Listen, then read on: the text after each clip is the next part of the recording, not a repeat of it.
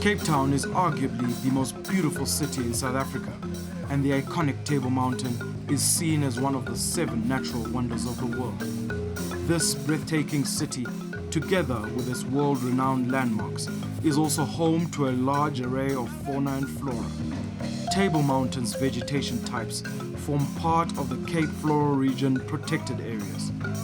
These protected areas are a World Heritage Site. Cape Town's natural beauty is a draw card for many holiday makers and travelers. This city always leaves a lasting impression on all that come to visit. Cape Town is located on the shore of Table Bay and is famous for its harbour. A ride on the Table Mountain Cableway is an experience that needs to be added to everyone's bucket list. Cape Town is also home to hundreds of Springbok rugby players, past and present. Amongst them is Cape Town's very own Nizaam Carr, the first Muslim to don a Springbok jersey in our new democracy. He's after his own chip, brilliantly gathered, and Nizaam Carr! What a brilliant score from the number 8. My parents at first didn't know that I went for Western Province trials. I went actually without their blessing and their permission.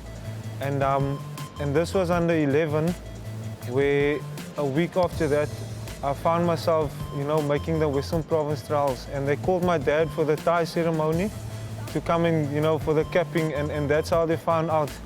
And I mean, he supported me from there. He never missed a match. And the love for the game just, grew and grew. I mean, I played from under 11 to under 13 Western Province, right through the ranks to under 18.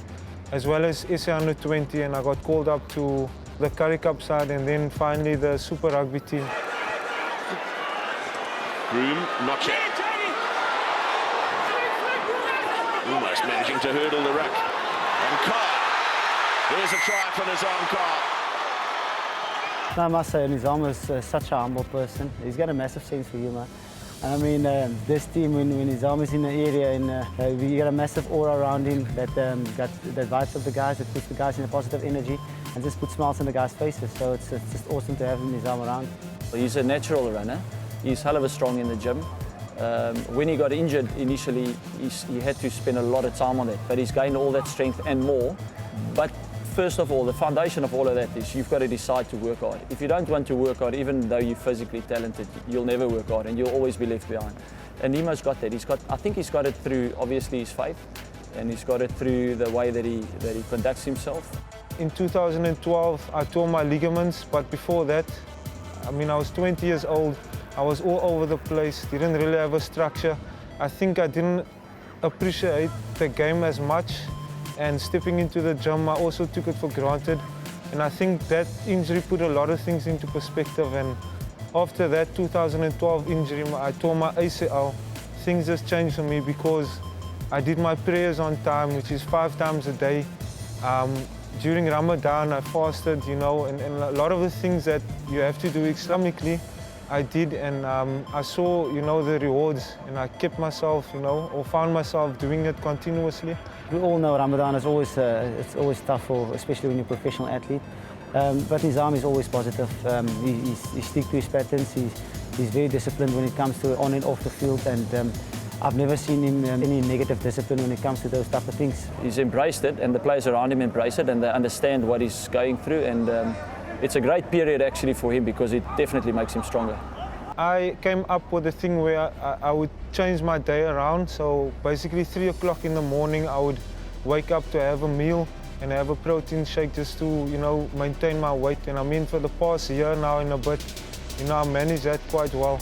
But Western Province and my coaches are quite lenient with me. They sort of let me train during the day. The morning they might give me off for early evening because you fast from the last you will eat is 6 o'clock in the morning, and then you can eat at 6 o'clock at night. So you can imagine how tough it is. 2 or 3 years back, they went to mosque together, all the forwards. So we've got a forwards and a backs group, and Sia took them to the townships and they had one or two of the delicatessens that Sia likes. And then when it was Nemo's turn, he said, listen boys, do you want to come to mosque with me? So they all went, and it's a great side of our culture that we embrace and that we're proud of. It's one of those things that we never shy away from, because as I said, we cater for everyone, and we respect every square meter that a guy walks on. So it was really interesting, and it's something that the players enjoy of each other. When you're young, you sort of playful and you know, you get into that club scene where everything is easy for you.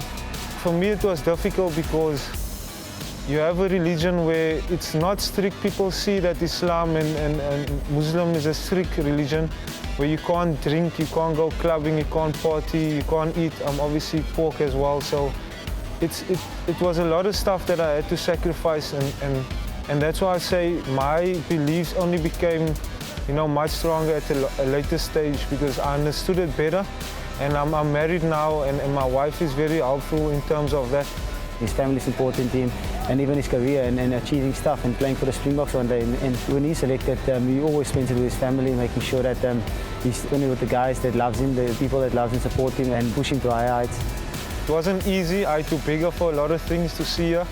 And also the father was also, you know, very hectic, but eventually he gave in, and I took her up the mountain, and I had this bag with some flowers in and water. But obviously, at the time, she asked me some water, and the water was in my bag, so I couldn't give her the water because she would see the flowers in my bag and she would think that something is really up. And I took her up, and about 10 meters towards our spot, I said to her, I'm gonna run up the mountain, I'm gonna take a few pictures. I packed out the pebbles, all the stones, all the flowers, roses, and I sort of made an arrow pointing towards me, and I was on my one knee asking her to marry me. And she came up, she saw me on my knee, and without me asking her, she just said, yes, yes, yes, I'll marry you. And you know, that was that history then. But I'm really happy, you know, I made that decision, and I'm looking forward to some, you know, great years with my wife, Aisha.